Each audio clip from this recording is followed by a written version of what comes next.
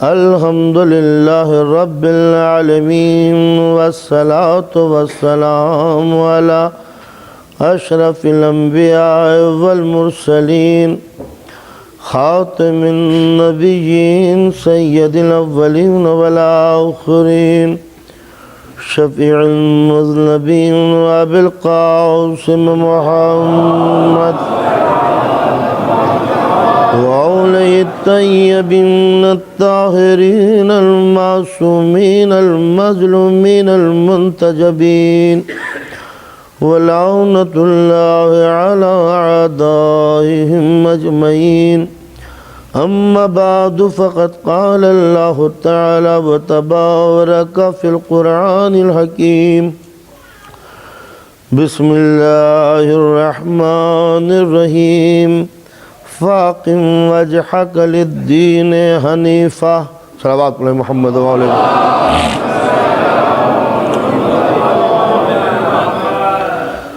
برادران ایمانی کاروان گفتگو اس منزل تک کل پہنچا تھا کہ خلاق دو عالم نے زمین کی وسعتوں میں جس انسان کو اپنا نائب و خلیفہ و جانشین بنا کر بھیجا وہ فطرت کا ایک عظیم شاہکار ماسٹر پیس اس کے کرم کی ساری بارشیں اس کے وجود پر اس کی نعمتوں کا اصل مقصود یہی انسان یہ فطرت کا لاڈلا یہ قدرت کا چہیتا جتنی نوازشیں سب اس کے لیے زمین کے جتنے خزانے سب اس کے لیے یہ آفتاب و ماہ انجم کے یہ کارواں سب انسان کے لیے آواز آ رہی ہے سخر لکم اللیل والنہار والشمس والقمر والنجوم مسخرات بحمر انسان نظر اٹھا کے دیکھ یہ آسمان یہ کہکشاں یہ چاند یہ ستارے یہ نور کے کارواں سب تیری نگاہوں کے مشتاق ہیں زمین کو دیکھ خلق لکم ما فی الارض جمیعا جو کچھ بھی زمین میں ہے وہ سب کچھ تیرے لیے ہے یہ سب کچھ تو میرے لیے ہے مگر کبھی میں نے یہ نہ سوچا کہ آخر میں کس کے لیے ہوں قدرت نے مجھے آزاد بنایا تھا مجھے نہیں بتایا کہ میری زندگی کس عنوان سے گزرے گی ہر چیز آزاد ہے مگر اسی آزاد دنیا میں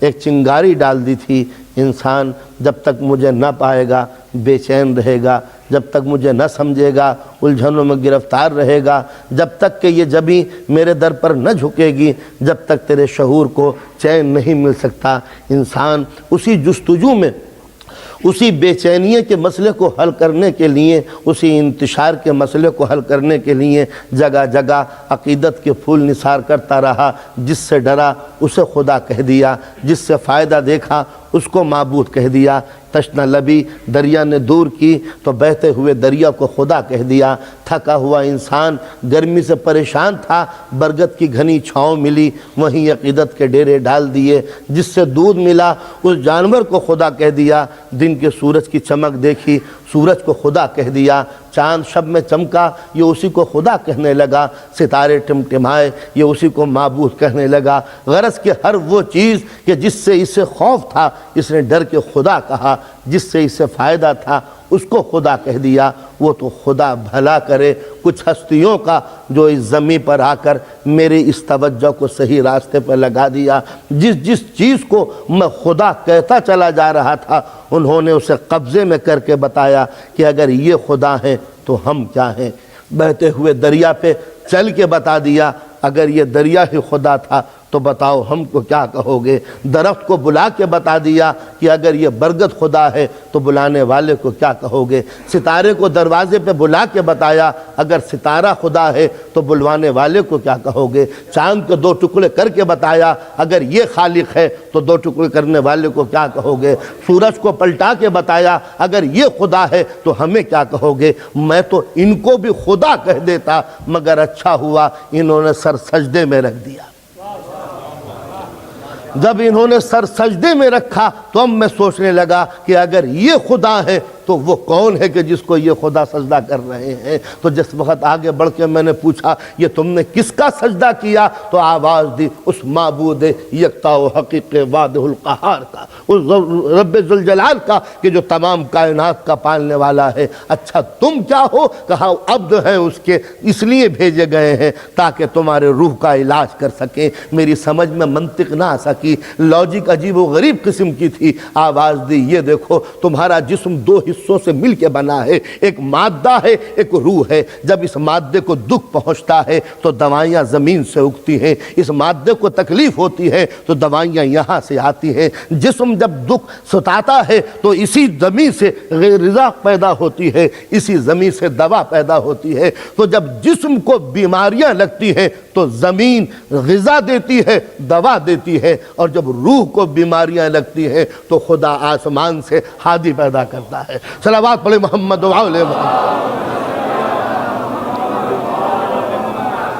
تو یہ ہے اسلام کی مختصر سی کہانی کہ انسان نعمت قدوں میں بہک چکا تھا، یہاں رحمتوں کی بہتات کی بنا پر نظر بہک چکی تھی کہ کس کس کو خدا کہوں۔ سب سے بڑی پرابلم یہی تھی کہ خدا کو کوئی فکر نہ تھی، یہ جس کو چاہے خدا کہہ دیتا، چاہے یہ گائے کو خدا کہے یا برگد کے درخت کو خدا کہے، یہ 33 کروڑ بھگوانوں کو خدا کہے یا بچھو اور سانپ کو خدا کہے، یہ کچھوے اور ہاتھی کو خدا کہے یا بندر کو دانا دے، قدرت کو اس سے کوئی غرض نہ تھی، اس لیے کہ خدا ہے، چاہے میں اسے سجدہ کروں یا نہ کروں، میرے سجدوں کی کثرت اسے خدا نہیں بناتی، میرے سجدوں کے ووٹ اسے معبود نہیں بناتے۔ وہ دنیاوی کوئی لیڈر نہیں ہے جسے ووٹوں کی کثرت چیئر دلا دیتی ہے، وہ خدا ہے، چاہے پوری دنیا بغاوت پر اتر آئے، اس لیے کہ اس کے در کو میرے سر کی ضرورت نہیں ہے، میرے دکھے ہوئے سر کو اس کے در کی ضرورت ہے۔ اس کی خدائی میں کوئی اضافہ نہیں ہو جاتا اگر میں سجدہ ریز ہو جاؤں، اس کی خالقیت کے اندر کوئی کمال پیدا نہیں ہو جاتا اگر میں اس کی حمد و ثنا کرنے لگوں، اس لیے کہ میرا تھکا ہوا سر، یہ اچھٹتے ہوئے سجدے، یہ بے تکی نمازیں، یہ اچھٹتی ہوئی طبیعت، نہ روزوں میں مزہ ہے نہ حج میں۔ نماز پڑھتا ہوں تصور کبھی دکان کا، نماز پڑھتا ہوں خیال کبھی بچوں کا، سجدہ کرتا ہوں خیال کبھی نوکری کا۔ تو کیا خدا کا مقصود یہ اچھٹتے ہوئے سجدے ہیں جس میں سینکڑوں تمنائیں بلبلا رہی ہیں؟ تو اگر واقعاً وہ میرے سجدوں کا متمنی ہوتا، اسے میرے سجدوں کی ضرورت ہوتی، تو پیدا ہی اس طرح کرتا کہ یہ سر میرے سجدوں سے نہ اٹھتا، ہمیشہ اس کی حمد و ثنا کرتا، میری زبان کوئی بات نہ کہتی سوائے اس کی تعریف کے۔ جیسے فرشتوں کی بزم ہے، جو جہاں کھڑا ہے وہ عبادت میں مشغول ہے، جو قیام میں ہے قیامت تک قیام میں رہے گا، جو فرشتہ رکوع میں ہے بس وہ رکوع ہی کرتا رہے گا، جو فرشتہ سجدے میں ہے اس کو سر اٹھانے کی مہلت نہیں، جو تشہد میں ہے اسے سلام پڑھنے کی اجازت نہیں، جو سلام میں ہے اسے کلام کرنے کی اجازت نہیں۔ تو عبادت وہ ہے کہ جہاں زندگی کی صبح آتی ہے اور زندگی کی شام گزر جاتی ہے، عبادتیں ختم نہیں ہوتی۔ تو کیا وہ میری عبادتوں کا متمنی تھا کہ جہاں ایک دل کے اندر نہ جانے کتنی حسرتیں، کتنی تمنائیں، کتنی آرزویں، کتنی خواہشات؟ تو ظاہر ہے کہ قدرت کا منشا یہ نہ تھا کہ میں اس کا سجدہ کروں اور اس کا مقصد پورا ہو جائے، منشا تھا جو پروگرام اس نے دیا ہے میں اس منزل پر چل سکوں۔ آواز صرف اتنی ہی آئی تھی، انسان میں چاہتا ہوں کہ تجھے اس منزل پہ لے جا کے رکھوں جہاں فرشتے بھی تجھ کو آگے سلام کرتے رہے۔ یہ وہ منزل تھے، میں نے کسی تقریر میں عرض کیا تھا کہ قدرت نے جہاں اور بہت سی مخلوق پیدا کی ہے وہاں دو پوائنٹ ہیں، ایک فرشتہ ہے ایک جانور ہے، بیچ میں انسان ہے۔ یہ انسان اگر گرتا ہے تو جانور سے نیچے گر جائے گا، ابھرتا ہے تو فرشتوں سے آگے بڑھ جائے گا۔ اسلام اسی مقام کی جستجو دلانے کے لیے انسان کو آتا ہے۔ انسان تیری منزل جانوروں سے نیچے نہیں، یہ پوری تیری کائنات تیرے قبضے و تصرف میں ہے، اٹھ اور پوری کائنات پہ چھا جا، تیرے قدم منتظر ہو رہے ہیں آسمانوں کو، چھا جا اس کائنات و فضائے بسیط کے اوپر۔ یہ مقصود تھا انسان کا۔ تو قدرت یہی چاہتی تھی کہ انسان میری اطاعت، میری فرما برداری مجھ کو تسلیم کر لے۔ کیوں تسلیم کر لے؟ کہ اگر انسان نے اپنے ذہن میں مجھ کو نہ بٹھایا تو پھر یہ جگہ جگہ سینکڑوں خداؤں کو بٹھاتا پھرے گا۔ یہی میری تقریر کا ماحصل تھا کل تک لہٰذا اگر اسلام نے عقیدت کے طاق میں، ذہن کے گوشے میں، احساس کی محراب میں، اپنی زندگی کے عبادت خانے میں خدا کے وجود کو تسلیم نہ کیا تو اب یہ سرحدوں میں بڑھ جائے گا، یہ نیشنلزم کے چکر میں پڑ جائے گا، یہ پروونشلزم کا قائل ہو جائے گا، یہاں زبانیں مسلط ہو جائیں گی، یہاں لیڈروں کو خدا کہے گا، قدم قدم پر یہ سر جھکاتا پھرے گا، اقتدار کے آگے ضمیر کو بیچے گا، دولت کی خاطر ایمان کو فروخت کر دے گا، چمکتی ہوئی تلواروں کے آگے ضمیر فروشی پر اتر آئے گا، لشکروں کی ہیبت اس کے دلوں پر کام ہو جائے گی، حکومت کی سطوت اس کے ذہن پر چھا جائے گی، یہ خوف و ہراس کا شکار بن جائے گا، اور میرا شاہکار اور دولت سے ڈر جائے میرے کمال کی توہین ہے، جس کو میں نے اشرف بنایا ہے وہ کسی طاقت سے ڈر جائے یہ میرے کمال کی توہین ہے۔ اس لیے میں چاہتا ہوں کہ انسان انسانوں کے آگے نہ جھکے، معبود کے آگے جھک جائے۔ لہٰذا ضرورت تھی اس بات کی کہ کچھ ہستیاں آئیں دنیا میں جو دنیا کو بتا دے انسان تیرے سر کی بڑی قیمت ہے، تو اس لیے نہیں آیا کہ در بدر دوسروں کے آگے توہین اپنی کرتا پھرے۔ حد یہ ہو گئی کہ معصوم نے تو اپنی رسپیکٹ کی بھی ایک منزل بتا دی ہے، دیکھو ہماری ایسی تعظیم نہ کرنا کہ خدا میں اور ہم میں کوئی فرق نہ رہے۔ مولا کائنات چلے جا رہے کوفے میں، ایک شخص پیچھے پیچھے گھوڑے کے دوڑ رہا ہے، امام نے فرمایا یہ کیا کرتے ہو؟ نہج البلاغہ میں یہ جملے ہیں، یہ کیا کرتے ہو؟ کہا مولا ہم اپنے امیروں کی رسپیکٹ اسی طرح کیا کرتے ہیں کہ جب وہ گھوڑے پہ چلے تو ہم اس کے پیچھے پیچھے دوڑا کرتے ہیں۔ امام نے عجیب و غریب بات کہی، یاد رکھو اس سے انسانیت کی توہین ہوتی ہے۔ تو اندازہ لگائیے انسانیت کو کس منزل پہ لے جا کے رکھا کہ انسانیت کی انسلٹ ہوتی ہے۔ گویا معصوم کے پیچھے بھی تم اس طرح نہیں دوڑو گے کہ وقار انسانیت خاک میں مل جائے، تو جو معصوم اپنے پیچھے اس طرح غلاموں کی طرح انسانیت کو دوڑانا پسند نہ کرے، وہ اسلام کب پسند کرے گا کہ انسان کا سر خطا کار دولت کے اوپر دروازے پر جا کے جھک جائے۔ یہ تھا اسلام کا سب سے بڑا احسان کہ انسان کے پیروں سے وہ تمام زنجیریں کاٹ دی تھی جن سے غلامی کا احساس پیدا ہوتا تھا۔ انسان بس تو میرا غلام ہے، میرا عبد ہے، باقی اس پوری دنیا کا آقا ہے۔ یہ تھا وہ اسلامی تصور، مگر انسان تماؤں میں گھرا ہوا، لالچوں کا شکار، خود فریبیوں میں مبتلا، قدم قدم پر مصیبتیں اپنے لیے پیدا کرتا چلا گیا۔ جنگ و جدال اس کا شعار بن گئی، ہنگامے اس کی زندگی کی ہماجگاہ بن گئی، اس کو سکون ہی نہ آیا جب تک کہ ہنگامے نہ ہو۔ لہٰذا بہترین نظام زندگی وہ ہے جو انسان کو ہنگاموں سے بچا لے، جو انسان کو جنگ و جدال سے نکال لے، اس کے ذہن کو سکون دے دے۔ تو سوال سب سے بڑا یہ تھا کہ انسان کے ذہن کو سکون ملے تو کیسے ملے؟ ایک بات تو وہ ہے جس کو اب تک عرض کرتا چلا آیا ہوں کہ صرف معبود کا تصور ہی انسان کو پریشانیوں سے نجات دلاتا ہے۔ ایک مرتبہ صلوات پڑھیں محمد و آل محمد۔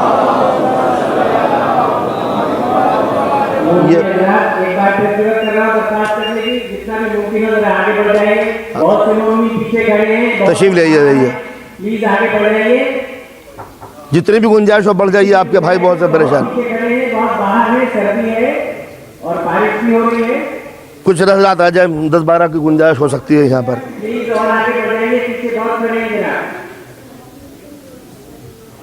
آ جائیے، آپ کے بھائی بہت پریشان ہیں باہر، جو بھی وہ صورت ہے۔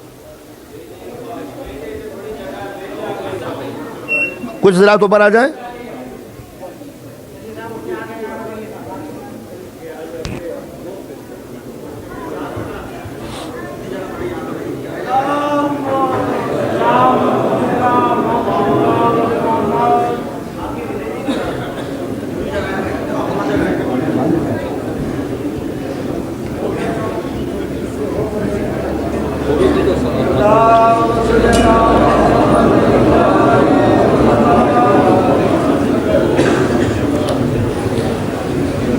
میں کہا تھا کچھ آدمیوں کو اوپر بٹھا دیا جائے، ہاں ان سے کہیے کہ اوپر والے اس میں جو بیلکونی ہے وہ بیٹھ جائیں اس میں۔ قربان صاحب یہ باقی لوگوں کو اوپر دفتر میں بٹھا دیں، اوپر دفتر میں کم از کم 50 آدمی آ جائیں گے وہاں۔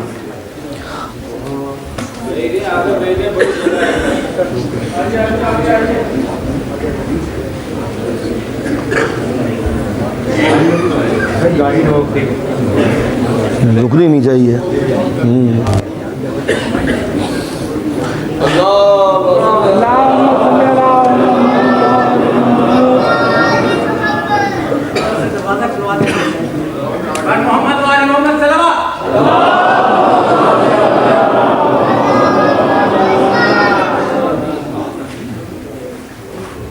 सलावत पढ़े मोहम्मद वाले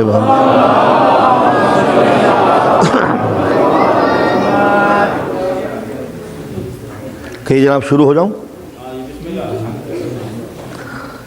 एक मदद आवाज़ बुलंद सलावत पढ़े मोहम्मद वाले।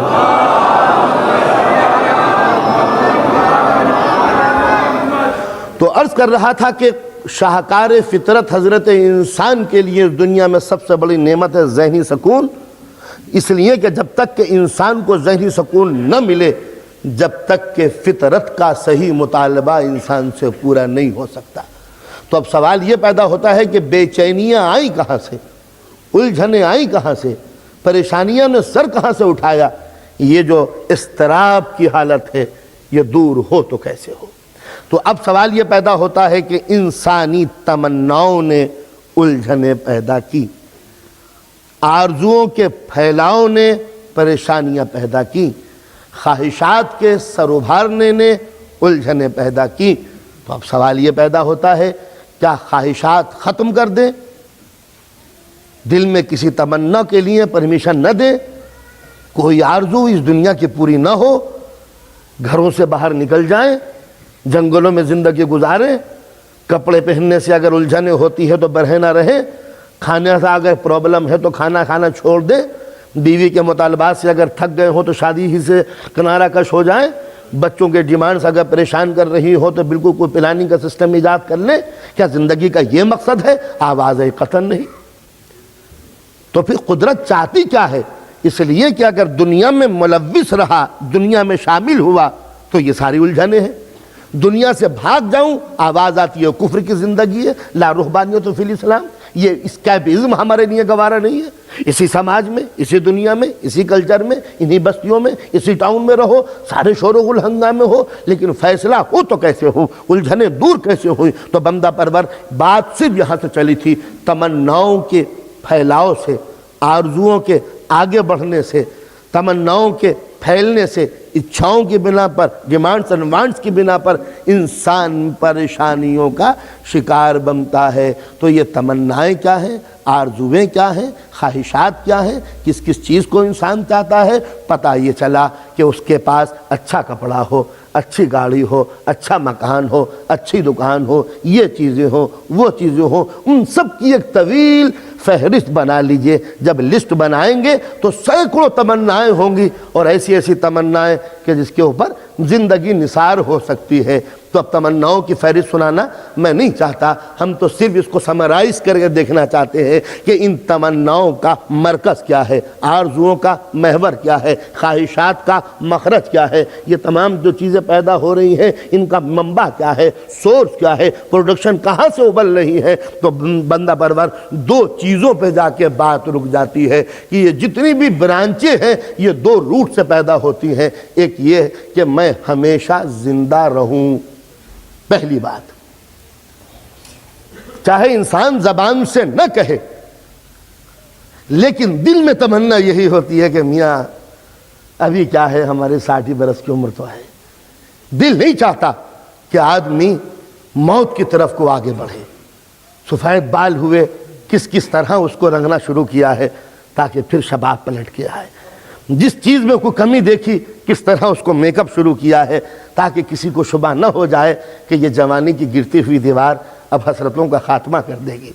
तो आपने देखा इंसान ज़्यादा से ज़्यादा चाहे उसको एक्सप्लेन न करे, वर्ड्स में ना कहे, जुमले ना बयान करे, मगर तमन्ना यही है कि कोई मुझ पर तोहमत ज़ईफ़ी ना लगा दे, कहीं किसी को शबा ना हो जाए। रफ्तार में अकड़पन जब पैदा होता है, जब ज़ईफ़ी के आसार नुमायाँ होते हैं, आदमी अकड़ के जब चलता है कि जब शबाब की साएँ दूर होने लगते हैं, आदमी खिजाब जब इस्तेमाल करता है कि जब सफ़ेद बाल चुगली करने लगते हैं कि अब वो बात गई जो पहले किसी थी। तो आपने अंदाज़ा लगाया इंसान ने जितनी भी आज کیمسٹری اور ڈاکٹری میں ترقی کی ہے، اس کا جو مرکز آپ جا کے دیکھیں گے تو یہ بیماریاں نہیں ہیں۔ بیماریوں کی بنا پر ڈاکٹری ایجاد نہیں ہوئی، جینے کی تمنا کی بنا پر ڈاکٹری ایجاد ہوئی ہے۔ جتنی بھی آج ڈاکٹری ہے، کہاں ڈاکٹر صاحب ہمارے، جو جتنے بھی ڈاکٹری کی آج یا کیمسٹری کی پیداوار ہوئی ہے، اس کا صرف ایک مقصد تھا کہ انسان ہمیشہ اس دنیا میں زندہ رہے۔ اس تمنا نے یہ ساری چیزیں پیدا کی ہیں۔ تمنا کوئی غلط نہیں ہے، میں نے کہہ دیا تھا کہ فطرت اللہ التی فطر الناس علیہا، یہ خدا کی فطرت ہے جو انسان کے اندر ڈال دی گئی ہے۔ تو یہ جینے کی تمنا جو ہے کہ میں ہمیشہ زندہ رہوں، اس تمنا نے اس دنیا کو سنوارا ہے۔ اگر یہ باقی رہنے کی تمنا نہ ہوتی تو بلڈنگ کے بنوانے والے اب سے 100 برس پہلے جا چکے تھے، وہ خود فنا ہو گئے، مگر بلڈنگ کے آثار باقی ہیں۔ اہرام مصر جو ہے وہ آج بھی باقی ہے، تاج محل آج بھی باقی ہے، چاہے ممتاز محل کی ہڈیاں نہ ہو مگر آج بھی وہ سنگ مرمر کا حسین تاج محل باقی ہے۔ یہ کیا چیز ہے؟ یہ وہ دل میں تمنا ہے کہ ہم ہمیشہ باقی رہیں۔ تو معلوم یہ ہوا کہ پہلی الجھن انسان کے دماغ میں یہ ہے کہ میں ہمیشہ ہمیشہ اس دنیا میں زندہ رہوں، ایک پہلو۔ دوسری بات یہ کہ جو میں چاہوں وہی ہو جائے، میری چاہت کے پیمانے میں دنیا کی ہر چیز اترتی چلی جائے، میرا مکان اتنا بڑا ہو جائے، اتنا بڑا حال ہو۔ پہلے نائٹنگل لین میں بڑا بھاری امام باڑہ تھا، بھئی ٹھیک ہے، پہلے چھوٹے سے بیسمنٹ میں کرتے تھے، اب یہ ادارہ ہم نے خرید لیا ہے، اگلے سال جو مجمع آیا تو ادارہ چھوٹا ہو گیا، بھئی ایک چرچ اور لے لو، ہائر کر لو، اگر ویسا نہ ہو۔ ہم نے دیکھا مجمع زیادہ بڑھ گیا، کہا اس سے بھی کام نہیں بنتا، یہ لولا جان کا ہال لے لو، یہ بہت بڑا ہے، یہ کافی ہوگا۔ جب اس کے اندر بھی مجمع چھلکنے لگا، بھئی اپنا اپنا ہال لو، بڑا شاندار ایک ہال بن جائے گا، یہ کافی ہے، باقی 2 ہال ہیں وہ بیکار پڑے رہیں گے، ان کو کسی اور کام میں لے آئیں گے، دونوں مرد اور عورتیں ایک ہی حال میں بیٹھ کے اپنی مجلس کر لیا کریں گے۔ معلوم ہوا کہ ایک حال بھی بیکار ہوا، وہ 2 حال وہ بھی عورتوں کے کام میں آ گیا، بیسمنٹ میں بھی مجمع بھرا ہوا ہے۔ تو معلوم ہوا کہ تمنائیں بڑھتی چلی جا رہی ہیں اور پریشانیاں الجھتی چلی جا رہی ہیں۔ کہا 1 لاکھ پاؤنڈ خرچ ہو گیا مگر پھر بھی مجمع کے لیے جگہ نہ مل سکی، تو 2 لاکھ لاؤ، تو لانے کے لیے پریشانیاں، الجھنیں۔ لیکن یہ الجھنیں کیوں پیدا ہوئی؟ کہ جو ہم چاہتے ہیں وہی ہوتا چلا جائے۔ مجمع چاہتا ہے کہ ہم بھی سنیں اور ہم چاہتے ہیں کہ جگہ اور بھی ملے، تو یہ ساری الجھنیں کیوں ہیں؟ اس لیے کہ جو چاہتے ہیں وہی ہوتا چلا جائے۔ تو اس دنیا کے اندر 2 ہی کام کرنے والے ہیں، یہ سارے ایکٹ انہی کے ہیں کہ جن سے یہ ری ایکشن پھیلتا چلا جا رہا ہے۔ ایک کیا کہ ہمیشہ ہمیشہ اس دنیا میں رہے، دوسرا کیا کہ جو چاہتے چلے جائیں وہی ہوتا چلا جائے۔ اب بتاؤ ان 2 کا علاج کیا ہے؟ یا تو قدرت دماغ سے یہ دونوں چیزیں نکال لے، لیکن قدرت نکالنا نہیں چاہتی، اس لیے کہ پوری دنیا کی رونق انہی 2 جذبوں پر ہے۔ نکالے کہ تو اشرف المخلوقات کیسے رہوں گا؟ لہذا اس نے یہ چنگاریاں دی، جب دی تو حل کر، کہا حل بھی ہے، کہا اس دنیا میں کہ ممکن نہیں ہے، اس لیے کہ دنیا ہے محدود، لمیٹڈ، اس کی ایک عمر معین ہے۔ اگر تم نے یہ سوچنا شروع کیا کہ ہم ہمیشہ باقی رہیں، ٹھیک ہے، وہی تمہارے ابا نے بھی سوچا ہوگا، وہی دادا جان نے بھی سوچا ہوگا، وہی بیٹا بھی سوچ رہا ہے، تو ایک چھوٹے سے مکان کے اندر اتنی تمنائیں کیسے پیدا ہوں گی؟ لہٰذا ضرورت ہوا کہ اس لیمیٹڈ ورلڈ کے اندر، اس محدود دنیا کے اندر تمنائیں بھی محدود ہوں۔ تو اب اصول کیا ہوا کہ محدود چیز میں محدود تمنائیں، لمیٹڈ چیز میں ان لمیٹڈ چیز جب ڈال دو گے تو ٹکراؤ پیدا ہوگا۔ اس حال کے اندر کیپیسٹی 800 آدمیوں کی ہے، جب اس کے اندر 1000 آدمی آ جائیں گے تو مجمع سڑک کے باہر جائے گا، جب سڑک کے باہر جائے گا ٹریفک کے پرابلم پیدا ہوگی، پولیس جو ہے نا کمپلین کرے گی، آپ کو جانا پڑے گا۔ تو یہ ہنگامہ کیوں ہوا؟ اس لیے کہ لمیٹڈ پلیس میں ان لمیٹڈ پبلک آ گئی۔ تو ہنگامہ جب ہوتا ہے کہ جب محدود چیز کے اندر لامحدود چیز آ جاتی ہے، یہ اصول ہے فلسفے کا۔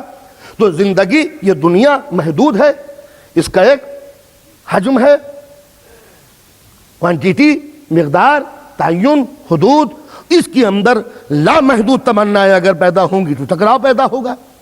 تو اب کیا شکل ہو؟ یا تو انسان کے دماغ سے یہ دونوں جذبے نکال دو تو انسان ایک پتھر پڑا ہوا ہے، راہ زندگی پر ایک پتھر بے جان، اس کو پتھر ہی کہیں گے، اشرف المخلوقات نہیں کہیں گے۔ اس کو اشرف بنانے کے لیے جذبے دو، انجیکٹ کرو کہ تجھ کو تمنائیں پیدا کر دیں کہ میں ہمیشہ ہمیشہ رہوں اور جو چاہوں وہی ہو جائے۔ تو نتیجہ یہ ہوا کہ بغیر یہ 2 جذبے ڈالے ہوئے انسان اشرف نہیں بن سکتا۔ اور جب اشرف بنانے کے لیے یہ جذبے دیے تو اب ٹکراؤ پیدا ہوا. میں اپنا مکان زیادہ لے لوں, کہا تم نہیں دو گے تو مار ڈالوں گا. کیا سمجھتے ہو میرے ساتھ پاور ہے, میرے ساتھ قبیلہ ہے, میرے ساتھ آدمی ہے, میرے پاس فورس ہے, میرے پاس پیسہ ہے. نتیجہ یہ ہوا کہ ٹکراؤ پیدا ہوا. کیوں ٹکراؤ پیدا ہوا؟ میری تمنا کی تسکین و تکمیل کے لیے.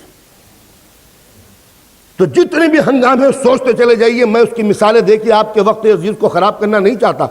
سوچتے چلے جائیے یہ سارے ہنگامے کب ہوئے؟ دو چیزوں کے بنا پر. میں ہمیشہ زندہ رہوں, جو چاہوں وہی ہو جائے. اسلام نے کہا یہ دونوں آرزویں باقی رکھنا.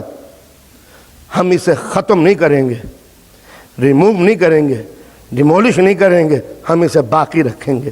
ان دونوں تمناؤں کو ہم اور بڑھائیں گے.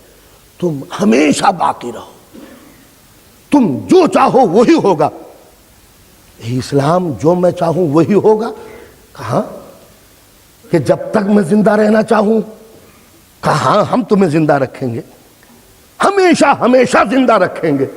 اور جو تم چاہو گے وہی ہوگا.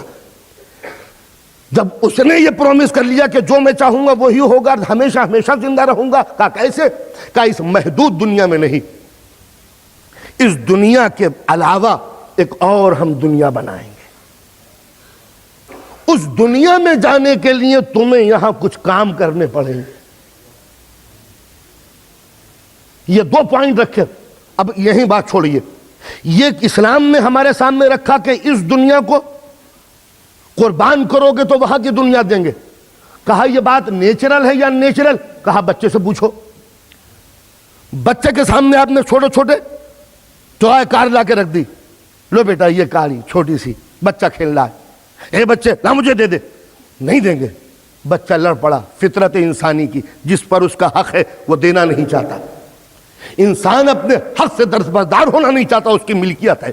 آپ نے اس کو ٹوائے دیے, کھلونے دیے, وہ بچہ کھیل رہا ہے, وہ دینے پر راضی نہیں ہے. آپ اس سے کہیں دے دو اپنے کھلونے, نہیں دیں گے. بچوں پہ لڑائی کس بات پہ ہوتی ہے؟ بچہ کہتا ہے کہ میں بھی لوں گا, وہ کہتا ہے کہ میں اپنا ٹوائے کیوں دے دوں. تو بچے میں جھگڑا چلا. اب میں نے ایک ترکیب کی. میرا چھوٹا سا بچہ ایک چھوٹی سی کار چلا رہا تھا. میں نے کہا بیٹا دے دو. نہیں دیں گے. میں نے ایک اتنی بڑی کار بیٹری سے چلنے والی, بیٹا ہم تمہیں یہ دیں گے اگر تم یہ دے دو گے. بتائیے فطرت انسانی کیا ہے؟ بڑی آسانی سے چھوٹی کار دے دیتا ہے. کیوں؟ بڑی کار لینے کے لیے. آپ نے اندازہ لگایا دنیا کے ہنگامے کم کرو. کہا کیسے؟ کہا یہاں پوری تمہاری ڈیمانڈ نہیں کریں گے, وہاں پوری ڈیمانڈ کریں گے. کہا وہاں ڈیمانڈ کیسے کریں گے؟ کہ خالدین فیہا, ہمیشہ ہمیشہ زندہ رہو گے, اور جو چاہو گے وہی ہو جائے گا. جنت نام ہے اس سکون اور نعمتوں کا کہ تم چاہتے چلے جاؤ, قدرت دیتی چلی جائے گی. اس دنیا میں ڈیمانڈ پوری نہیں ہو سکتی. کیوں؟ اس لیے کہ آپ نے کہا میرا مکان 100 گز تک لمبا ہونا چاہیے. اس کے برابر میں نے بھی اپلیکیشن دے دی کہ میرا مکان بھی 100 گز لمبا ہونا چاہیے. دونوں میں کلیش ہوا, دونوں میں ٹکرا ہوا. کہا یہ دکان میری ہونی چاہیے. آپ نے کہا کہ میری ہونی چاہیے. تو جگہ محدود ہے, تمنا لامحدود ہے. دونوں میں ٹکراؤ پیدا ہوا. تو لہٰذا کوئی ایسی دنیا ہونی چاہیے کہ جہاں جس کی حد نہ ہو, جس کی باؤنڈری نہ ہو, جس کی لمٹ نہ ہو, جس کو اختتام نہ ہو, جس کا خاتمہ نہ ہو, نقطہ غیر مختتم ہو, انڈلیس ہو, بالکل کوئی اس کا کنارہ نہ ہو. تو قدرت نے کہا اس دنیا کو ہماری مرضی کے مطابق سدھار لو, اس جیون کو ہماری مرضی کے مطابق طے کرو, اس حیات کو ہمارے اصولوں کے تحت گزار کے چلو. ہم تمہیں اس دنیا میں لے جائیں گے جہاں خالدین فیہا, ہمیشہ ہمیشہ تم زندہ رہو گے, اور تمہاری ہر وہ تمنا ہم پوری کریں گے. تم نے کیا کہا تھا کہ آرزو ہے جوان رہنے کی, وہ جوانی دیں گے جو کبھی ختم نہ ہو. ایک بوڑھی عورت آ گئی رسول اللہ کی خدمت میں, 90 برس کی بیچاری بوڑھی, بڑی عبادت گزار, بڑی نیک, بڑی متقی, بڑی عابد. رسول اللہ کی خدمت میں حاضر ہوئی, بیعت کی, ہاتھوں کا بوسہ لیا. انہوں نے کہا حضور کیا میں جنت میں جاؤں گی؟ حضور نے کہا کوئی بوڑھی عورت جنت میں نہیں جائے گی. بیچاری یہ تو مر گئی. روتی ہوئی اٹھی, اپنے شوہر سے کہا پڑھے جاؤ نماز, کچھ نہیں ہوگا. کیا مطلب؟ رسول اللہ نے کہہ دیا کہ کوئی بوڑھی عورت جنت میں نہیں جائے گی. تو کہا کہ پگلی ہوئی ہے, بوڑھی عورت کو کہا ہوگا, بوڑھے مرد کو تھوڑی کہا ہوگا. اب یہ پھر گیا, حضور میں آیا ہوں, میں جنت میں جاؤں گا، کوئی بوڑھا مرد جنت میں نہیں جائے گا۔ اب تو یہ دونوں رونے لگے۔ اب جو گزر رہا ہے پوچھ رہا ہے کیا بات ہے، کیوں رو رہے ہو؟ کہ رسول اللہ نے فرمایا نہ کوئی بوڑھا مرد جائے گا نہ بوڑھی عورت جائے گی۔ جتنے بھی مدینے کے بوڑھے تھے سب سر پکڑ کے رونے لگے کہ گئے بھی اسلام، بوڑھے کا فائدہ کیا ہوا اسلام لانے کا؟ جب دیکھا کہ یہ بوڑھا کانفرنس سب رو رہی ہے تو ان کو بلایا، کیا بات ہے؟ انہوں نے کہا حضور آپ نے فرما دیا کہ کوئی بوڑھا جنت میں نہیں جائے گا، کوئی بوڑھی جنت میں نہیں جائے گی، تو سوچ رہے ہیں نماز کیوں پڑھے، روزہ کیوں رکھیں، یہ کیوں کریں، نیکیوں کیوں کریں؟ آپ نے فرمایا میں نے صحیح کہا ہے، نہ کوئی بوڑھا مرد جائے گا نہ کوئی بوڑھی عورت جائے گی۔ تب سب اور رو پڑے۔ نہ کہ رکو، یاد رکھو جنت بڑھاپے کی جگہ نہیں ہے، جوانی کی جگہ ہے۔ جب تم جوانی کی جب جنت کی منزل میں قدم رکھو گے، جو بوڑھا ہوگا وہ جوان ہو جائے گا۔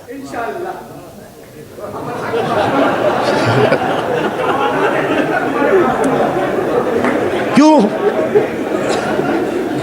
اب سوچئے خدا نہ خواستہ اگر یہ جنت بوڑھوں کی جگہ ہوتی تو جتنے بھی بوڑھے ہوئے، کوئی کھانسی کا مریض، کوئی کینسر کا مریض، کوئی ٹی بی کا مریض، کوئی گیس کا مریض، کوئی بلڈ پریشر کا مریض، کوئی گیس کا مریض، کیا کیا مرض ہوتے ہیں جس کی بنا پر آدمی کا انتقال ہوتا ہے۔ اب وہ چلے گئے وہ جنت میں، تو اب بتائیے جہاں بیماریاں ہوں وہ جنت کا فائدہ کیا؟ انہوں نے کہا صاحب یہ سیب کھائیے، انہوں نے کہا دانت ہی نہیں ہے۔ کہ صاحب یہ ساری لذت ہے، انہوں نے کہا طبیعت ہی خراب ہو رہی ہے، ڈائجیشن خراب ہے، لہذا فائدہ کیا کھانے سے؟ تو لہٰذا اگر جنت کے اندر اس قسم کے بوڑھے گئے تو وہ جنت ہے یا ہاسپٹل؟ تو معلوم یہ ہوا کہ جنت ہے کیا چیز؟ مسلسل مکمل انسان کی پوری تمناؤں کی تکمیل کی جگہ۔ یعنی کیا ہے وہ؟ کوئی ڈیفینیشن نہیں بیان کر سکتا کہ واٹ از جنت۔ جو تم چاہتے چلے جاؤ گے وہی ہوتا چلا جائے گا۔ ایک شخص آیا صحابی رسول، انہوں نے کہا اللہ کے رسول جنت میں جب جائیں گے یہ مجاہد تو وہاں گھوڑے ہوں گے یا نہیں؟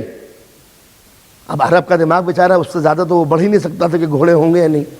تو انہوں نے کہا تم کیا چاہتے ہو؟ انہوں نے کہا حضور مجھے اس گھوڑے سے بڑا پیار ہے، میں چاہتا ہوں کہ جب جنت میں جاؤں تو میرا گھوڑا بھی ساتھ ساتھ جائے۔ حضور نے کہا جو تم چاہو گے وہی ہوگا، ہاں یہ بھی ہو سکتا ہے کہ تمہارا گھوڑا اب تک دوڑتا تھا جنت میں اڑ بھی سکتا ہے، پر لگا دیے جائیں گے اس کے۔ تو آپ نے اندازہ لگایا کہ عرب کے ذہن کو خوش کرنے کے لیے اس سے بہتر کوئی جملہ ہو ہی نہیں سکتا تھا۔ لیکن حقیقت یہ ہے کہ جنت نام ہے اس مکمل سکون کا کہ جو انسان چاہتا چلا جائے پورا ہوتا چلا جائے۔ یہ ایگریمنٹ ایک نتیجہ ہے اس بات کا کہ ایک ہے دنیا ایک ہے آخرت۔ توجہ کا طالب ہوں، بندے جو میں چاہتا چلا جاؤں تو دنیا میں کرتا چلا جا، آخرت میں جو تو چاہتا چلا جائے گا میں دیتا چلا جاؤں گا۔ یہ ہے وہ منزل اسلام کی مختصر سی، اس لیے کہ جب تک کہ آخرت کا تصور نہ ہو انسان کے عمل کے اندر استحکام پیدا نہیں ہو سکتا۔ تو لہٰذا دنیا کو ریونج، انتقام، پریشانیاں، الجھنوں سے اگر بچانا ہے تو جب تک کہ آخرت کا تصور پیش نہیں کرو گے کہ ڈے آف ججمنٹ بھی ہے کوئی چیز جہاں بھرپور انصاف ہوگا، یہاں مظلوم چپ ہے مگر دل میں آگ لگتی ہے، میں ستایا جا رہا ہوں چپ ہوں۔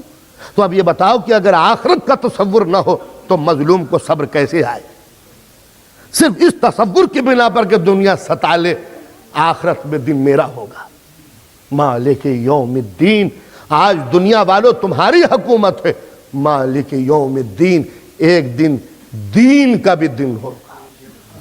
آج یہ دنیا کے دن ہے جو چاہے کر لو، مگر دین کا بھی دن آنے والا ہے جہاں وہ مالک حقیقی ہم سے انصاف کرے گا۔ تو معلوم یہ ہوا کہ انسان کی پریشانیوں کا واحد حل ہے آخرت کا تصور۔ ایک دن ہے انصاف کا، اگر وہ نہ پیش کیا جائے تو دنیا ہنگاموں کی نظر ہو کے رہ جائے۔ لہذا اسلام نے آخرت کا تصور پیش کیا۔ اب دنیا آخرت کا انکار کرتی ہے، یہ میاں مذاق اڑاتی ہے، نہ آخرت بھی کوئی چیز ہے، بس اسی طرح مرتے چلے جائیں گے جیتے چلے جائیں گے، نہ کوئی حساب ہے نہ کتاب ہے، سمجھے؟ روز خوش باش عمر برباد مکن، آج خوش ہو لو، کوئی آخرت واخرت کوئی چیز نہیں ہے، نہ حساب ہوگا نہ کتاب ہوگا۔ تو کچھ عقلی باتیں ہو جائیں دو چار جن سے یہ پتہ لگ سکے کہ کیا واقعاً آخرت کا کوئی تصور ہے بھی یا نہیں ہے اسلام میں۔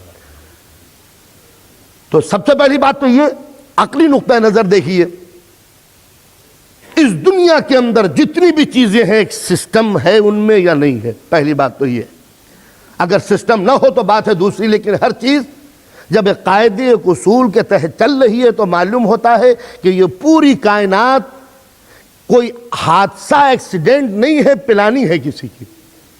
تو جب پوری کائنات ایک پلاننگ ہے تو آخرت بھی ایک پلاننگ کے تحت ہونی چاہیے، سیدھی سیدھی بات تو یہ ہے۔ تو اب قدرت نے مجھے نگاہیں دیں، زبان دی، طاقت دی، پاور دیا، اور پاور کی کوئی حد نہیں دی، تو یہ بے انتہا طاقتوں کا دینا خود اس بات کا ثبوت ہے کہ اگر طاقت کی لمٹ ہوتی تو حساب نہ ہوتا۔ طاقت کی لمٹ نہیں ہے، لہذا حساب ہوگا۔ مثال کے طور پر میں نے آپ کو 5 پاؤنڈ دیے اور یہ کہا کچھ سگریٹ لے آؤ، کچھ پیپر لے آؤ، پین لکھنے کی چیز لے آؤ۔ میں نے رقم دی، آپ یہ چیزیں لے آئے، پاؤنڈ زیادہ تھے، چیزیں کم منگائیں، مجھے حساب لینے کا حق ہے یا نہیں؟ لیکن کوئی چیز 1 ہی پاؤنڈ کی ملتی ہے اور میں نے 1 ہی پاؤنڈ دیا ہے، اب بتائیے جب 1 پاؤنڈ کی چیز لا دی تو آپ پوچھتے ہیں کہ حساب لاؤ، تو آپ کہیں گے حساب ہی کیا دوں، جتنے دیے تھے اتنے ہی پلٹا دیے، حساب کس بات کا؟ تو اگر چیزیں لمٹ میں ہو تب تو یہ مانا جائے، تسلیم کیا جائے کہ کوئی حساب نہیں ہوگا، مگر زبان آزاد ہے، جو چاہے کہوں، غیبت کروں، گالیاں بکوں، برا کہوں، ستاؤں، کوئی لمٹ نہیں ہے۔ آنکھیں جو چاہے دیکھوں، اچھا بھی دیکھوں، برا بھی دیکھوں، کوئی حد نہیں ہے۔ ایسا نہیں ہے کہ اچھی چیزوں کو نگاہ دیکھتی ہو، بری چیزیں آئیں تو خود بخود یہ شٹر بند ہو جائیں اور کوئی دیکھ نہ سکوں۔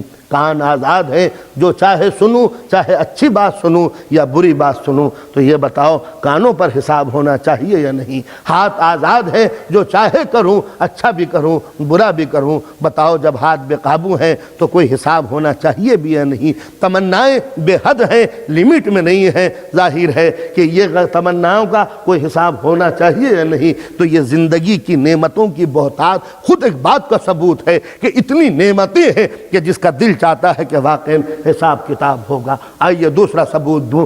اے نے بی کو قتل کر دیا، اے نے بی کو قتل کر دیا، آپ کی گورنمنٹ نے اے کو اریسٹ کر کے اس پر مقدمہ چلایا اور حکم ہو گیا کہ اس کو کوڑے لگاؤ یا اس کو پھانسی لگا دو۔ بات ختم ہو گئی۔ اے نے بی کا مرڈر کیا تھا، اس کو پھانسی ہونی چاہیے۔ اے نے 2 آدمیوں کا مرڈر کیا، بتاؤ عدالت کیا کہتی ہے؟ آپ کہیں گے پھانسی دے دو۔ اس اے نے 500 آدمیوں کو مارا، عدالت نے کہا اسے پھانسی دے دو۔ اس اے نے 10,000 کو مار دیا، آپ نے کہا اسے پھانسی دے دو۔ ہٹلر نے لاکھوں کروڑوں کو مروا دیا، آپ نے کہا اسے پھانسی دے دو۔ یہ کون سا انصاف ہوا؟ 1 آدمی کو مارا تب بھی 1 پھانسی، 2 آدمیوں کو مارا تب بھی 1 پھانسی، 10,000 کو مارا تب بھی 1 پھانسی۔ دل کہتا ہے انصاف نہیں ہوا۔ ہم نے عدالت سے پوچھا کہ یہ کیسا تمہارا انصاف ہے کہ 1 کا قاتل بھی 1 پھانسی، 10 کا قاتل بھی 1 پھانسی، 1000 کا قاتل بھی 1 پھانسی؟ تو عدالت کہے گی ہم مجبور ہیں، 1 مرتبہ پھانسی دینے کے بعد مجرم اتنا دور چلا جاتا ہے کہ ہماری گرفت میں نہیں آتا، لہٰذا ہمیں مجبوری ہے۔ تو عقل کہتی ہے کوئی نہ کوئی ایسی عدالت ضرور ہونی چاہیے جو زندہ کر کر کے مار سکے، جو مار مار کے زندہ کر سکے، جب تک کہ مطابق جرم سزا نہ دے، جب تک کہ عقل ماننے کے لیے تیار نہیں۔ تو بتائیے عقل کہتی ہے یا نہیں کہتی کہ کوئی نہ کوئی جرم ہونا چاہیے؟ اے نے بی کا مرڈر کیا، اس بی کے ایک بیوی ہے، کچھ بچے ہیں، کوئی سرپرست نہیں، بیوہ زندگی گزارتی ہے۔ کس طرح زندگی میں دکھ آئے، کس طرح مصیبتیں آئیں، اس کا ذمہ دار کون؟ اے۔ اس کے بچے یتیم ہوئے، تعلیم پا نہ سکے، غلط لائن پہ گئے، جرم کیا، زندگی خراب ہوئی، اس کا ذمہ دار کون؟ اے۔ تو اب ظاہر ہے دنیا پھانسی دے کے چھٹ گئی، مگر اس گناہوں کا ریفلیکشن کس کے ذمہ ہوگا؟ تو کوئی ایسی عدالت ہونی چاہیے جو جرم کے مطابق سزا دے سکے۔ اے نے بی کو قتل کیا، 1 فائر کرنے کے بعد بی مر گیا، مگر اس کے دل میں نفرت کا جذبہ باقی رہا، لاش کو جلایا، ٹکڑے کیا، لاش کی توہین کی، اور نہ جانے کیا کیا کر سکتا تھا، مگر لاش میں گنجائش نہ دیکھی، خاموش ہو گیا، تو دفعتاً ایک فائر کر کے بھی آپ نے پھانسی دے دی، اور جو بے پناہ ظلم کر رہا ہے اس کو بھی آپ نے پھانسی دے دی، تو آپ یہی کہیں گے جرم کی کوانٹیٹی ہمیں نہیں معلوم، لہٰذا ہم جرم کے مطابق سزا نہیں دے سکتے۔ تو کوئی ایسی عدالت ہو جو ذہن کو پڑھ کے سزا دے، جرم کو دیکھ کے سزا نہ دے، جو دل کی گہرائیوں میں اتر جائے کہ تمہارے دل میں کیا کیا پروگرام تھا۔ یہ تو مر کے بیچارہ دور ہو گیا، ورنہ تم تو نہ جانے کیا کرنے والے تھے۔ تو یہ اندازہ اس سے لگایا جا سکتا ہے کہ کوئی نہ کوئی عدالت ایسی ہونی چاہیے۔ میں مصیبتوں سے تنگ آ کر میں نے سوسائڈ کرنے کے لیے سوچا، خودکشی کر لوں۔ میں ایک مرتبہ دریا پہ برج پر گیا تاکہ ڈوب کے زندگی اپنی پریشانیوں سے نجات دلا دینا چاہوں، الجھن کی بنا پر، الجھنوں کی بنا پر میں چاہتا تھا کہ جم کر جاؤں۔ جیسے ہی جم کرنے والا تھا، ایک مرتبہ پولیس نے پیچھے سے آ کے میری شیروانی کا کالر پکڑ لیا۔ کیا ارادے ہیں؟ کہا ڈوب مرنے کے۔ کہا چلو اب تم پر مقدمہ چلایا جائے گا۔ دنیاوی عدالتیں کتنی نادان ہیں جو ناکامی جرم پر سزا دیتی ہیں۔ اب اس کو کس طرح میں سمجھاؤں؟ جرم کی ناکامی پر سزا دیتی ہیں، چونکہ میں جرم نہ کر سکا لہذا سزا۔ تو اگر ڈوب جاتا تو کون سزا دیتا؟ تو نہ ڈوب سکا اس لیے گرفتار، اور ڈوب جاتا تو اس پار۔ تو دنیاوی عدالتیں اس کو سزا دیتی ہیں جو ان کی مٹھی میں آ جائے، اور جو مٹھی سے ادھر چلا جائے تو دنیاوی عدالت اس کے ساتھ کچھ نہیں کر سکتی۔ تو عقل بھی کہتی ہے کہ کوئی ایسی عدالت ہونی چاہیے جو ڈوبے ہوئے کو نکال کر اپنی عدالت میں لے آئے۔ تو اب یہ بتائیے کہ آخرت ہونی چاہیے یا نہیں ہونی چاہیے؟ کوئی ڈے آف ججمنٹ ہونا چاہیے یا نہیں ہونا چاہیے؟ کوئی انصاف کا مقام ہونا چاہیے یا نہیں ہونا چاہیے؟ کوئی ایسی جگہ ہو کہ جہاں پر آدمی اپنے گناہوں کا اقرار کر سکے ہی نہیں کر سکے؟ تو اب کیا ہو دنیا میں جو سکون رہ سکے؟ تو اب پھر بچے کی طرف کو آؤ، اس لیے کہ فطرت الہی تو ہمیں بچے کے پاس ملے گی۔ تو یہ بتائیے کہ بچہ کنٹرول میں کیسے رہتا ہے؟ اسکول میں کیا ہے؟ جاؤ گے تو یہ ہم دیں گے، اور نہ جاؤ گے تو پیٹیں گے۔ یہ ہے بچے کی فطرت کہ لالچ کی طرف بڑھتا ہے یا خوف کی بنا پر کام کرتا ہے۔ دو ہی چیزیں تو ہیں، یا تو ڈر یا لالچ۔ اگر اسکول نہ گئے تو پٹیں گے، اور اسکول گئے تو پاس ہوں گے، مٹھائی ملے گی، خوش ہوں گے۔ تو دو ہی چیزیں ہیں انسان سے کام کرانے کی، خوف اور لالچ۔ جو کنجوس حکومتیں ہوتی ہیں وہ صرف ڈراتی ہیں، فائدہ نہیں پہنچاتی۔ شراب پیو گے تو پیٹیں گے، چوری کرو گے تو پیٹیں گے، زنا کرو گے تو پیٹیں گے، قتل کرو گے تو یہ کریں گے، یہ کرو گے تو وہ کریں گے۔ اچھا اگر شراب نہ پیے تو کیا دو گے؟ کچھ بھی نہیں دیں گے۔ کہا قتل کرو گے تو پیٹیں گے، اچھا قتل نہ کیا تو کیا کرو گے؟ جھوٹ بولے گے تو سزا دیں گے، اچھا ہم سچ بولیں گے تو کیا انعام دو گے؟ کہا انعام نہیں دیں گے۔ کیوں؟ اس لیے کہ خزانہ خالی ہو جائے گا۔ تو دنیاوی عدالت صرف نگیٹو لائن کو چپے چلتی ہیں۔ کوئی غلط چلے گا تو ماریں گے، اور صحیح چلے گا تو انعام نہیں دو گے؟ انہوں نے کہ نہیں انعام نہیں دیں گے۔ تو بتائیے ادھوری عدالتیں ہیں ہی نہیں۔ فطرت انسانی نگیٹو اور پوزیٹو دونوں ہے۔ کام جب کریں گے، غلط کریں تو سزا دو، اچھا کریں تو فائدہ دو۔ تو وہ حکومتیں کتنی کنجوس ہیں جو سزا تو دیتی ہیں، انعام نہیں دیتی۔ قدرت نے کہا ان کو خزانوں کے ختم ہونے کا ڈر ہے۔ اس حکومت سے سوال کرو جس کے خزانے کبھی ختم نہیں ہوتے۔ کہا تم کیا کرو گے؟ کہا جرم کرو گے تو دوزخ، اور نیکیاں کرو گے تو جنت۔ جو گناہوں سے بچے گا اسے انعام دیں گے، جو گناہ کرے گا اسے سزا دیں گے۔ چلے جا رہے ہیں، بہت بڑا ہم نے اسٹور دیکھا، سامان بکھرے ہوئے ہیں۔ ہم انڈیا کے رہنے والے، ہم نے کہاں دیکھا تھا وہاں تو ہر سامان پہ ایک آدمی بیٹھا ہوا ہے۔ ہم نے دیکھا کہ پورے اسٹور کے اندر کوئی نہیں ہے، سمجھے خالی مشینیں جو ہے نا کچھ ادھر گھوم رہی ہیں۔ ایک مرتبہ ہم نے اٹھا کے اپنے لمبی سی شیروانی کے اندر بات رکھ لی۔ جرم ہوا یہاں الگ ہوئی، بات وہاں کی الگ گئی۔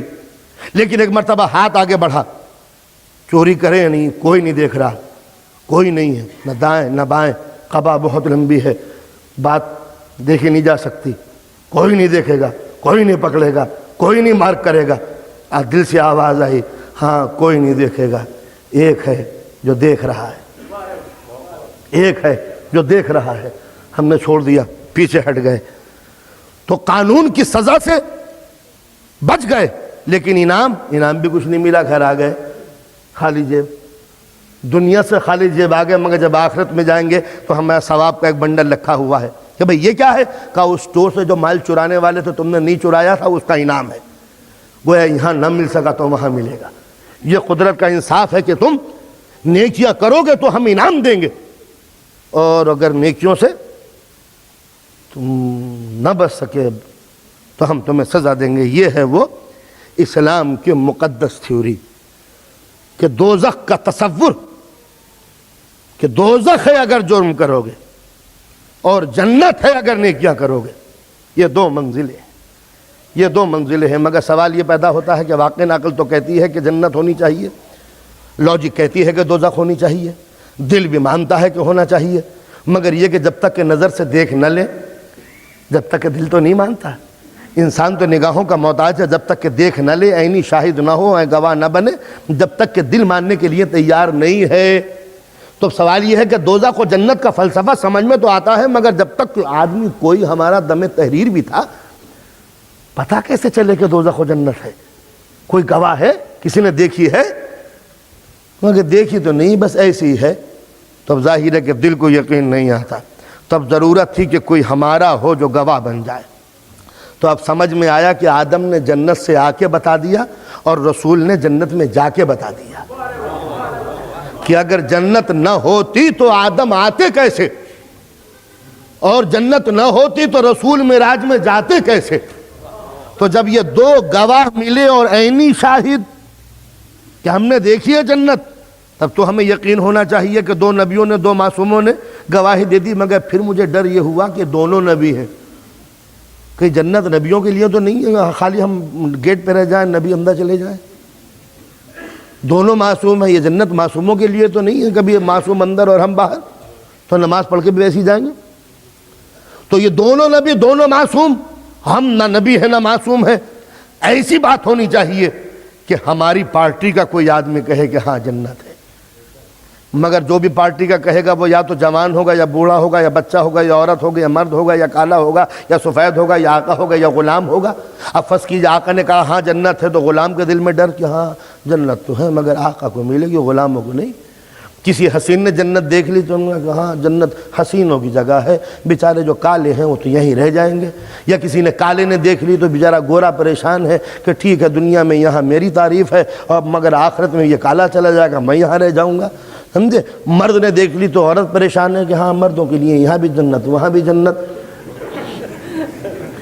یا عورت نے اگر جنت دیکھ لی کہاں جنت ہے تو مرد سوچا کہ چلیے ڈیوائیڈ ہو گیا، دنیا میں ہم نے مزہ کر لیا، آخر میں تم مزہ کرو گی، ہم یہاں پریشان تم وہاں پریشان۔ تو یہ تصور، تو پوری انسانیت کسی ایک دھارے پر نظر نہیں آتی، تو کوئی ایسی جگہ تلاش کرو جہاں بچہ بھی کہے کہ ہاں جنت ہم نے دیکھی ہے، بوڑھا بھی کہے ہم نے جنت یہاں دیکھی ہے، عورت بھی کہے جنت ہم نے دیکھی ہے، غلام بھی کہے کہ ہم نے جنت دیکھی ہے، جون بھی کہے کہ ہم نے جنت دیکھی ہے، سعید بھی کہے کہ ہم نے جنت دیکھی ہے، حبیب بن مظاہر کی ضعیفی بھی کہے ہم نے جنت دیکھی ہے، اکبر کا شباب بھی کہے کہ ہم نے جنت دیکھی ہے۔ جہاں انسانیت کے اتنے گواہ اکٹھے ہو، بتاؤ انسان کو یقین آیا کہ نہیں آیا؟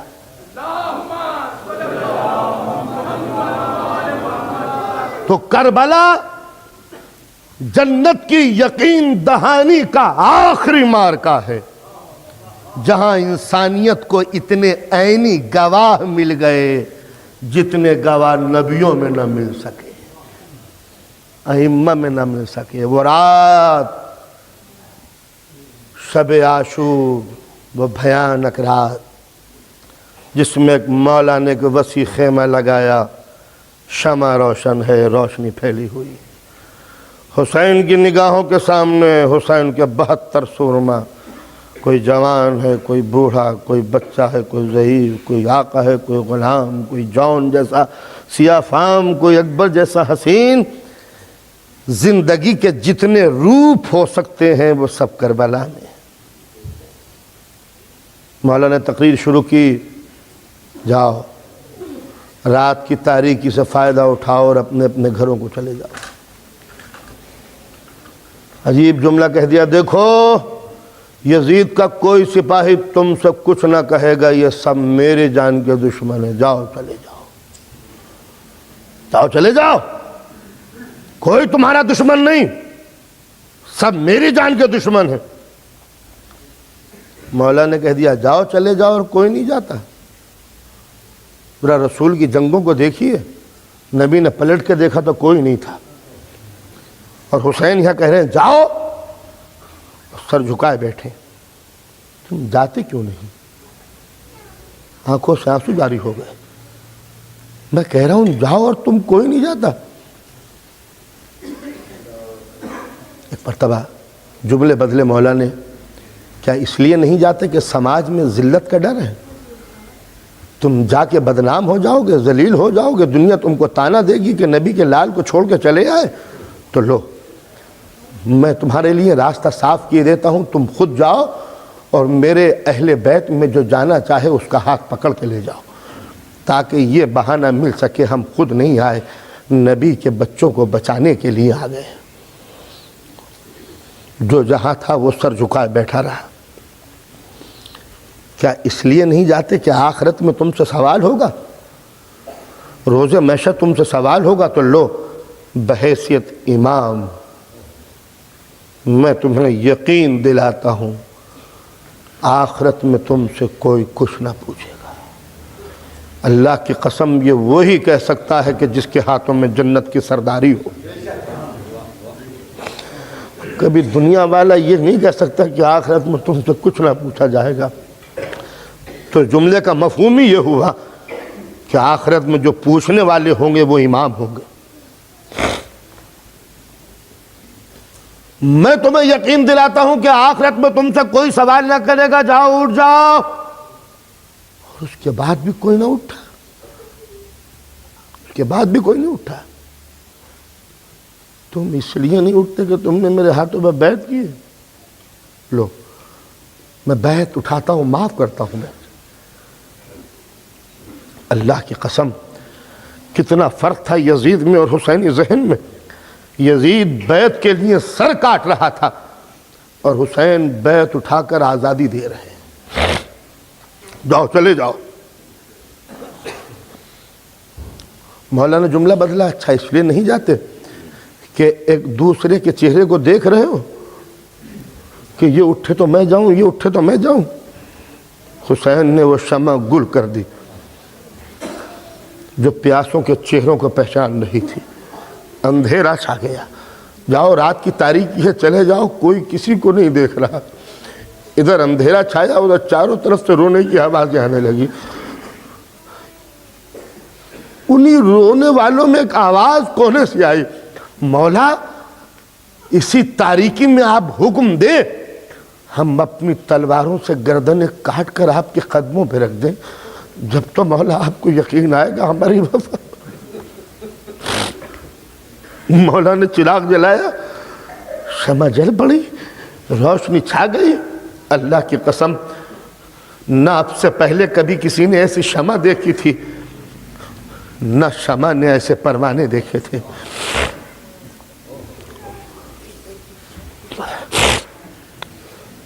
شمع جلی، اب پوچھ رہے ہیں تم لوگ جاتے کیوں نہیں؟ آواز آئی، مولا کب تک آزمائیے گا، مولا کب تک آزمائیے گا؟ بس جب یہ جملے سنے ایک نے کہا مولا 70 مرتبہ مارے جائیں، لاش کے ٹکڑے ٹکڑے ہو، ٹکڑوں کو جلا کے راکھ بنا دیا جائے، راکھ کو ہوا میں بکھیر دیا جائے، تو جس ذرے سے پوچھئے گا آپ کا جانثار نکلے گا۔ جب یہ جملے سنے مولا نے آغوش پھیلا دی، آؤ حبیب آؤ، حبیب آؤ، حبیب آگے بڑھے، میرے سینے سے لگ جاؤ۔ حبیب آگے بڑھے، مولا کے سینے سے لگے، سینے سے بھیج کے کہتے ہیں حبیب، حبیب جیسے صحابی مجھے ملے میرے نانا کو نہیں ملے، میرے بابا کو ایسے صحابی نہیں ملے، میرے بھائی حسن کو نہیں ملے ایسے صحابی۔ حبیب لو میری انگلیوں کے درمیان دیکھو۔ اب مولا نے انگلیوں کو فاصلہ دیا اور حبیب دیکھنے لگے، مولا جنت دیکھ رہا ہوں، جنت دیکھ رہا ہوں، سید آؤ، مولا میں اپنی جنت دیکھ رہا ہوں۔ جان آؤ. ایک حسینی آتا چلا گیا, مولا کی 2 انگلیوں کے درمیان اپنی اپنی جنت دیکھتے چلے گئے. یہ تھے وہ کربلا کے 72 شاہد جنہوں نے زمین پہ جنت بلا لی. اللہ کی قسم, یہاں نبیوں نے تمنا کی ہے جنت میں جانے کی, اور کربلا میں جنت نے تمنا کی ہے کربلا میں اترنے کی. کتنا فرق ہو گیا حسینی جنت میں اور دنیا کی جنت میں. آج جنت مشتاق ہے کربلا پہ آنے کی, اس لیے کہ ایسے حسین جنت والے کہاں دیکھے تھے. یہ ہے وہ کربلا کا مارکا, یہ ہے وہ کربلا کے مجاہد. اسی رات میں حسین نے آگے آواز دی تھی, قاسم آؤ, قاسم آؤ, میرے نزدیک آؤ. 13 برس کا جوان قاسم آگے بڑھا. قاسم دل میں کیا پاتے ہو؟ کہا چچا مرنے کی تمنا ہے. کہا موت کو کیسا پاتے ہو؟ کہا چچا شہد سے زیادہ میٹھا. یہ 13 برس کا قاسم, تو جب 13 برس کا قاسم مرنے کے لیے اس طرح تیار ہے تو وہ اکبر, کڑیل جوان اکبر, حسین کی تمناؤں کا مرکز اکبر, رسول کی زندہ تصویر اکبر, زینب نے جسے 18 برس پالا ہے وہ اکبر. گھر بھر کی نگاہیں اکبر کی طرف اڑ جاتی ہیں. مدینے کے جس گلی سے گزرتے تھے لوگ ہاتھ اٹھاتے تھے, دیکھو یہ نبوت کی جوانی جا رہی ہے. اتنا حسین کہ جس نے رسول کی جوانی نہ دیکھی وہ آج دیکھ لے. وہ روزے عاشور مولا کے آگے ہاتھ جوڑے کھڑا ہے, بابا مجھے مرنے کی اجازت دی جائے. مولا کیا جواب دے, سر چکا لیا. اکبر اجازت اس سے مانگو جس نے پالا ہے. تب یہ جملے کہا, اس سے اجازت اس سے مانگو جس نے پالا ہو. علی اکبر بیٹھ گئے. علی اکبر جاؤ. کہا پھوپھی اماں سے اجازت کس طرح لوں, بابا ڈر لگتا ہے. اگر شہزادی نے منع کر دیا تو کون منائے گا بابا. کہا بیٹا کچھ بھی کرو, زینب کو راضی کرو. علی اکبر گئے تو زانو ہو کے بیٹھ گئے. پھوپھی نے سر پہ ہاتھ پھیرنا شروع کیا. اکبر کچھ کہنا چاہتے ہو؟ اکبر نے نظر اٹھائی, حسین آنکھوں میں آنسو تیرنے لگے. اکبر کیا چاہتے ہو, پھوپھی مر جائے, میری زندگی میں آنسو؟ کہا پھوپھی آپ کے ماں جائے اکیلے رہ گئے, کوئی حسین کا نہیں ہے. پھوپھی یزیدی سپاہی میرے بابا کا مذاق اڑاتے ہیں ان کی تنہائی. پھوپھی کلیجہ پھٹتا ہے, ماں مجھے مرنے کی اجازت کیوں نہیں دیتی تاکہ میں بابا کے قدم میں جا کے جہاں نثار کر دوں. زینب نے سنت کا سر جھکا لیا. اکبر تمہیں کس طرح تمہیں پالا ہے تمہیں معلوم ہے؟ کہا پھوپھی ایک بات کا جواب دیجئے کہ اگر روز محشر جناب سیدہ نے آپ سے سوال کیا, زینب میرا لال کربلا میں مارا گیا تو انہیں اپنا بیٹا اکبر بچا لیا, تو کیا جواب دیئے؟ اکبر جاؤ مقتل چلے جاؤ. یہ کہہ کے زینب زمین پہ بیٹھ گئی.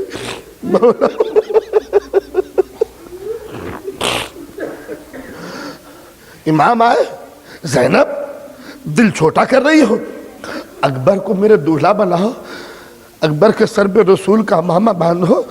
یہ تو خوشی کا وقت ہے جناب زینب, حکم امام ملا, رسول کا امامہ علی اکبر کے سر پہ لا کے رکھا, خود پہنایا, رسول کی زیرہ پہنائی, جوشن لا کے باندھے, اور ایک مرتبہ سر سے لے کے پیر تک علی اکبر کو رسول کے لباس میں دیکھ کر زینب نے سجدہ شکر کیا.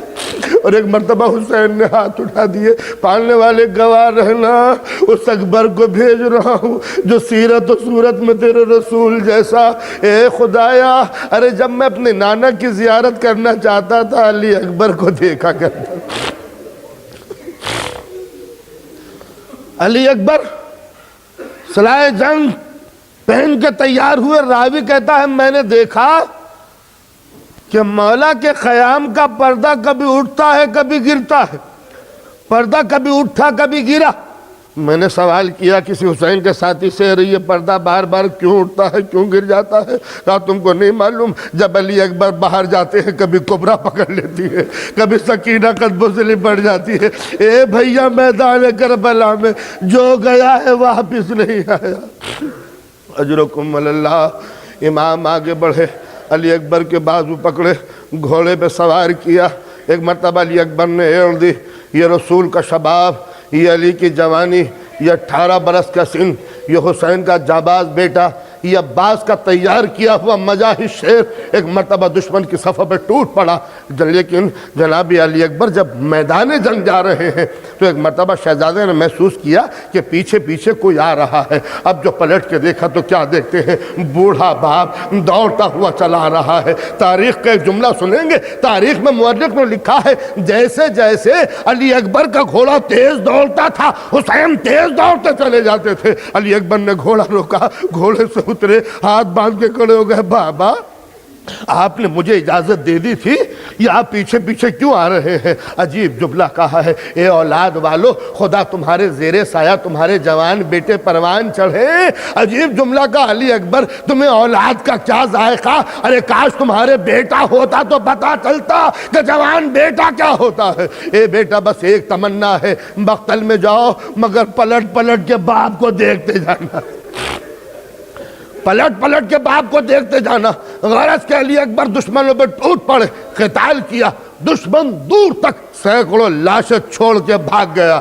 علی اکبر کامیاب، منصور، مظفر، زندگی کی پہلی جنگ شیر میں لڑی تھی، اور آج کربلا کی جلتی ہوئی ریتی پر سینکڑوں یزیدی کشتے پڑے ہیں۔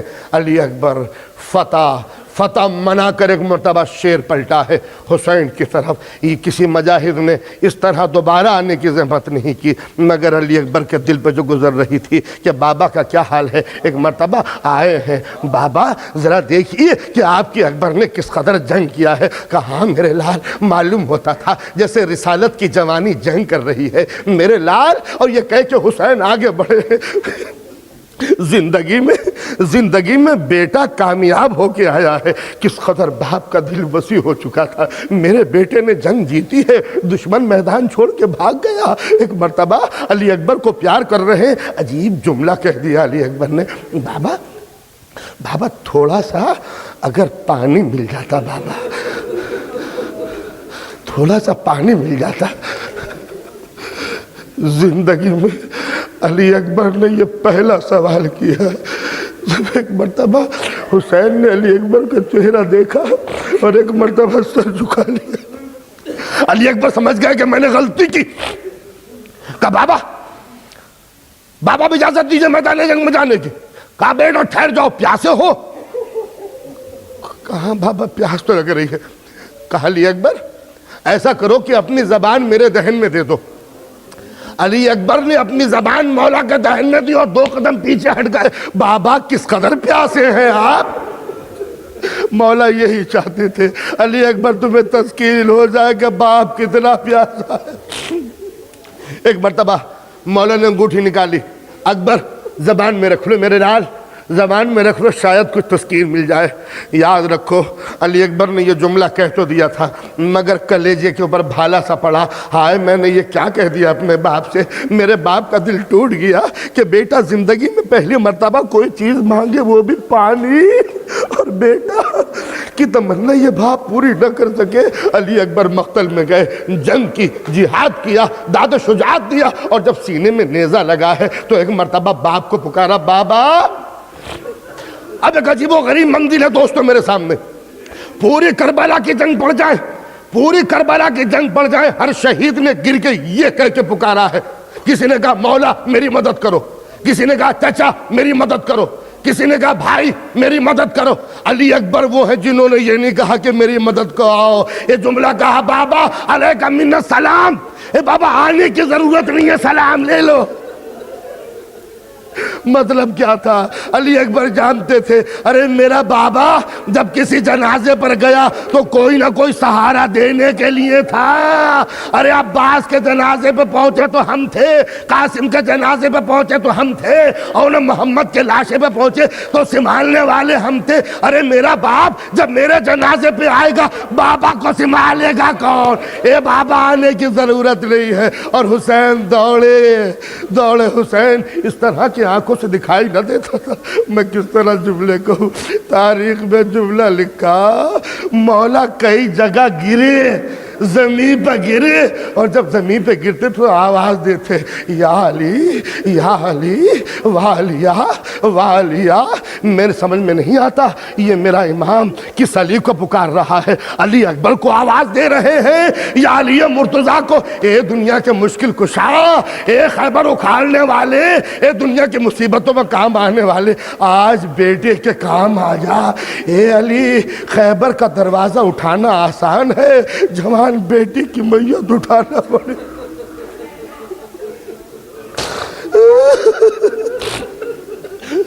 والیا. اور ایک مرتبہ حسین علی اکبر کے جنازے پہ پہنچے. ایک روایت ہے, عرض کر رہا ہوں, ایک مرتبہ دھندلاہٹ اندھیرا چھایا ہوا ہے, ایک جوان سینے میں نیزہ لگے ہوا تڑپ رہا ہے, اینڑیاں رگڑ رہے ہیں, آواز دے رہے ہیں والیا میرے اکبر. ارے فوج والو کیا میرا اکبر تم میں مارا گیا؟ ارے میرے شیر کی کچھ تمہیں خبر ہے؟ آواز آئی بابا آپ چلے آئے, ہاں میرے لال میں آ گیا. اے اکبر ایک مرتبہ اور بولو تاکہ پتہ چلے تم ہو کدھر ہو. علی اکبر نظر کچھ نہیں آتا. علی اکبر نے پھر آواز دی بابا میرے نزدیک آ جائیے. بوڑھا باپ آگے بڑھا, جوان بیٹا سینے میں ایک نیزہ.